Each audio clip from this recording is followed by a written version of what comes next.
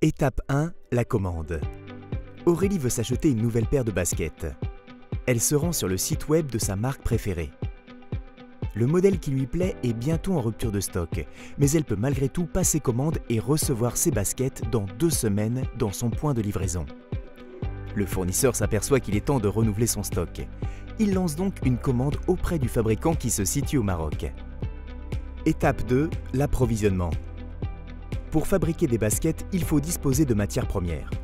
Différents spécialistes interviennent. Le gestionnaire de stock n'a plus suffisamment de matières premières pour fabriquer ce modèle de basket.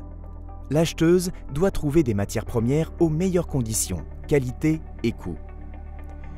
La responsable d'approvisionnement planifie l'arrivée des matières premières. L'agent de réception récupère les matières premières et vérifie qu'elles sont en bon état.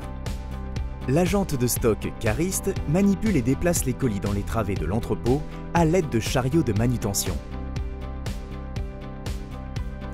Ces matières premières sont ensuite envoyées pour la fabrication de baskets. Maintenant que les baskets sont fabriquées, il faut les acheminer en France. L'organisatrice de transport définit quant à elle le mode de transport le plus adapté. Étape 3, l'entreposage. Une fois arrivées en France, les baskets sont acheminées et stockées dans un entrepôt logistique avant d'être livrées. À cette étape, plusieurs personnes interviennent. Le réceptionnaire s'occupe de contrôler les marchandises lors de leur arrivée et s'assure que la livraison est conforme. Avec son engin de levage, la cariste s'occupe d'aller stocker la marchandise. Afin d'expédier les baskets vers le point de livraison, le responsable logistique étudie les solutions de transport les mieux adaptées.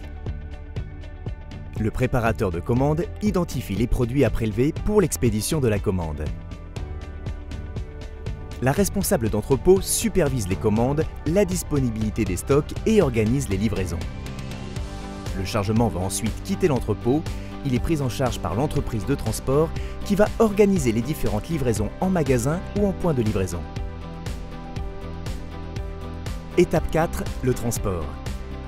La conductrice routière achemine la marchandise dans le respect des règles de sécurité. Après traitement de la marchandise, la paire de baskets doit maintenant être livrée en point de livraison pour la cliente finale, Aurélie.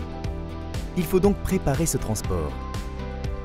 Le responsable d'exploitation gère les véhicules en vue de planifier le transport et encadre les conducteurs.